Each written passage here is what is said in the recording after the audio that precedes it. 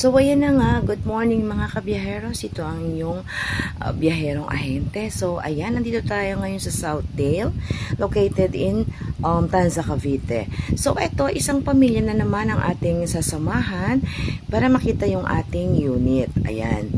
Isa sila sa mga nag-avail ng ating Southdale Villas, located in Tanza, Cavite.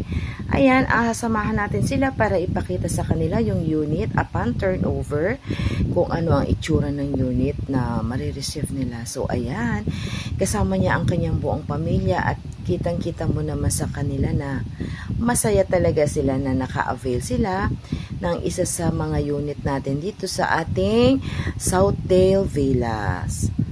So, ayan, o diba? So, kaya sa mga ating mga ka-home buyers dyan, o ating mga kabiyaheros, ayan, na nagdadalawang isip pa para dito sa ating investment, ayan, di ba, pupuntahan nila ang second floor. Masasabi po namin, isa po itong patunay na ang ating Southdale Villas ay isa po sa pinaka nagugustuhan ng ating mga kabiyaheros. Kasi nga naman, bukod sa hindi mabigat sa bulsa ang payment, kayang-kaya para sa pamilya, ito po ay malapit sa lahat. O, ayan. Ito po ang ating unit sa ating Southdale Villas.